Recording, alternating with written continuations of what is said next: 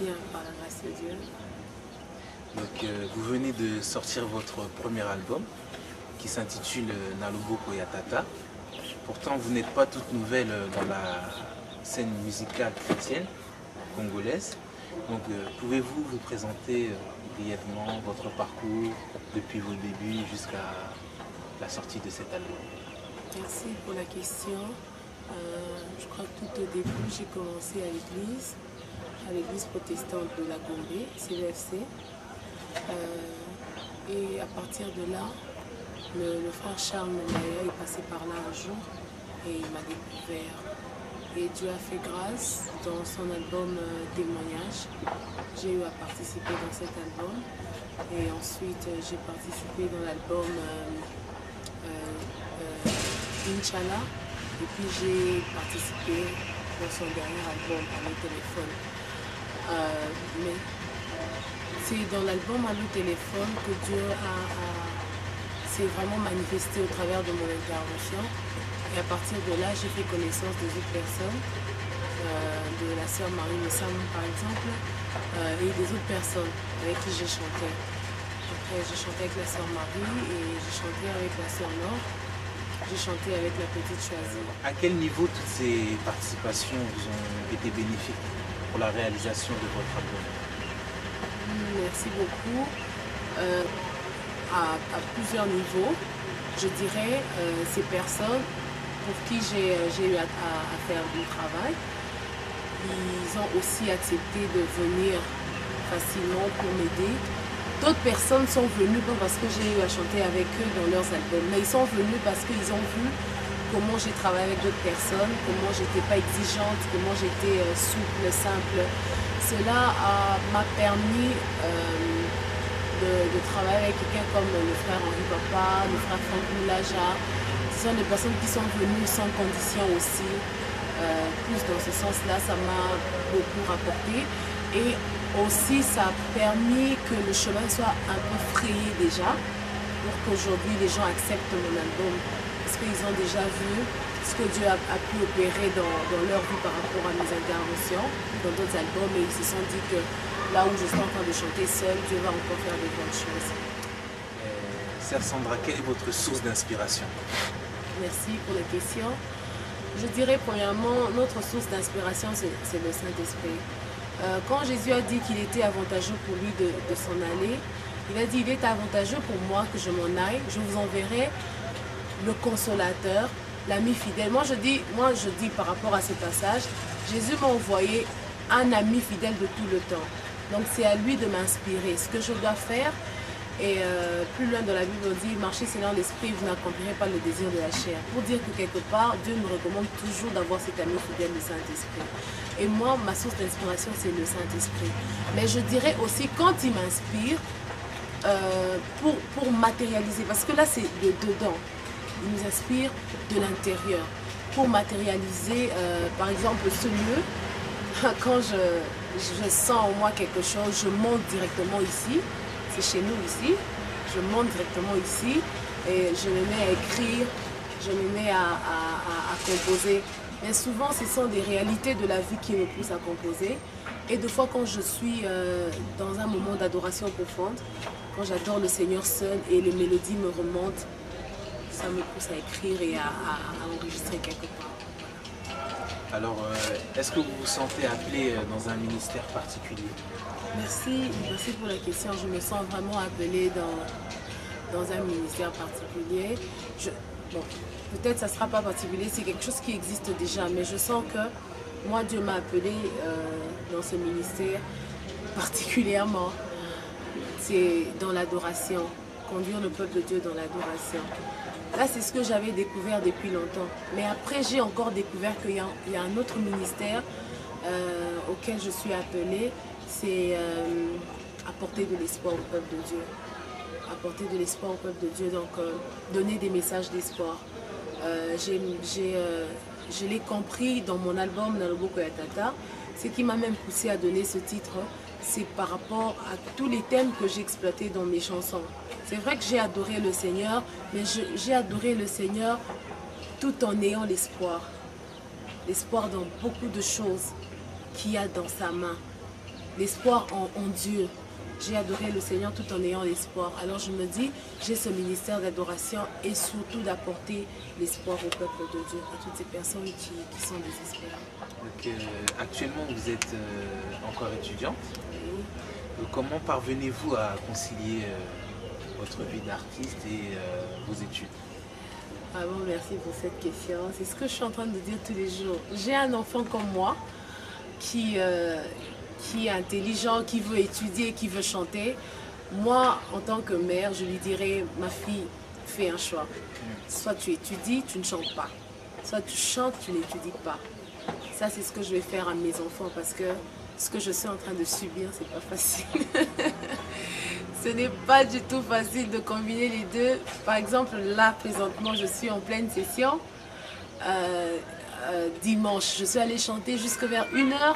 Et lundi, je devais passer un examen de comptabilité. Vous voyez, c'est vraiment difficile, mais je bénis Dieu pour la famille que Dieu m'a donnée, qui sont là en train de m'épauler, de me soutenir, de me dire que c'est facile. Aussi longtemps qu'ils savent déjà que c'est difficile.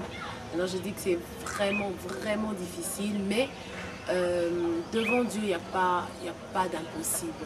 Donc je me dis, parce que je suis en train de faire un travail de Dieu, il me donne toujours la force de concilier les deux. Parmi les artistes chrétiennes féminines de notre pays, vous apparaissez aujourd'hui comme une référence, au même titre que la sœur Nadège du groupe Gaël. Donc quel message pouvez-vous donner à toutes les jeunes filles de votre génération, et même aux plus jeunes qui aiment la musique et qui voudraient peut-être aussi se lancer dans une carrière d'artiste pour la gloire de notre Dieu? Merci. Pour toutes les personnes qui aiment la musique, qui ont du talent, je leur dirais que aimer la musique et avoir du talent ne suffit pas pour servir Dieu dans la musique. Il faut beaucoup de choses, il faut une bonne base, il faudrait vraiment de bons moments dans la présence de Dieu, un long moment dans la présence de Dieu. Pour toutes ces personnes, je les encourage parce que, comme dit la parole de Dieu, le champ de Dieu est tellement vaste, mais il y a moins d'ouvriers. S'il y a des gens qui viennent pour servir le Seigneur, nous ne pouvons qu'encourager. Et si je dois donner un conseil à toutes ces personnes qui nous prennent comme de référence, je leur dirais, c'est tout en étant jeune qu'on commence à servir le Seigneur. Si on voit bien l'exemple de David, il a commencé très très jeune. Si on voit bien l'exemple des grands hommes dans la Bible, ils ont commencé vraiment dans leur jeunesse. Je leur dirais de commencer maintenant, parce qu'ils ne vont pas regretter après ce temps. Parce que d'une manière ou d'une autre, Dieu va les rémunérer par rapport au temps passé en servant le Seigneur. Je leur dirais, ils vont faire un bon choix de servir le Seigneur maintenant. Qu'ils ne suivent pas ce que les jeunes disent, nous devons nous réjouir de notre jeunesse. Ils ont pris le passage de Dieu, ils ont transformé ce passage. Jeune, réjouis-toi de ta jeunesse. Non, non, je leur dirais, c'est vrai. Même quand tu es en train de te réjouir de ta jeunesse, il faut savoir qu'il y aura un jour de jugement. Alors je vais vraiment encourager toutes ces personnes de venir servir le Seigneur en étant jeunes, ils ne vont pas regretter. Okay. Est-ce qu'il y a un personnage dans la Bible qui vous touche particulièrement par son histoire ou par son témoignage? Merci. Vraiment, la personne qui m'a fort touchée dans la Bible, c'est le roi David. Vraiment, je ne sais pas, quand je lis la vie de David, quand je regarde les psaumes, je me dis que c'était, je ne sais pas, je dis, Dieu avait raison de dire que c'est l'homme selon le cœur de Dieu. C'était un roi rempli des honneurs des hommes, mais il savait donner la part de Dieu. Il savait quand il fallait adorer le Seigneur, il ne tenait pas compte de ses avoirs, il ne tenait pas compte de qui il était. Il adorait le Seigneur librement. Donc c'est quelqu'un qui m'a fort touchée. Je me dis, j'aimerais adorer le Seigneur comme cet homme. Ma sœur Sandra, quels sont vos projets d'avenir? Merci. Que Dieu puisse m'aider à réaliser ce qu'il y a dans ma tête. D'abord parce que j'ai compris que j'avais un message d'espoir et je touche à une classe des orphelins. J'aimerais que dans l'avenir, que je fasse vraiment des choses en faveur des enfants orphelins. J'aimerais dans l'avenir aider les enfants dans l'art, les enfants abandonnés, faire des institutions pour les aider dans l'art. Quand je parle de l'art, je ne vois pas seulement chanter. Je vois tout ce qui est art, football, le chant, décoration, tout cela. Et j'aimerais aussi, si Dieu me donne beaucoup de moyens et me prête vie, j'aimerais aussi faire une école d'adorateurs. Une école d'adorateurs, on aura 2 volets. On aura la première partie, on va parler de l'adoration, vraiment dans la Bible. On va travailler avec des pasteurs, on va travailler avec des évangélistes. Et la deuxième partie, ça sera la technique. La technique, chant, on va travailler avec les artistes de l'INA, hein, ceux-là qui connaissent vraiment la musique et tout. Vraiment, j'aimerais faire cette école et former un grand chœur. Par exemple, si quelqu'un comme Marcel Bourou venait à Kinshasa pour livrer un concert, qui se réfère à un chœur, et il va venir, il peut choisir des gens dans ce chœur où il peut prendre tout le chœur, des gens comme EXO, quand ils viennent et tout, vous voyez, c'est vraiment ça les projets que j'ai. Et je prie le Seigneur tous les jours qu'il m'aide à réaliser ça. On peut avoir aussi droit à un petit morceau du nouvel album.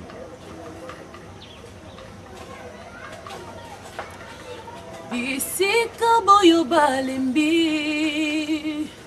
bakotele magali susu bipai wapi nazwaka makasi na loboko ya tata na ngai ata nasalaki mabe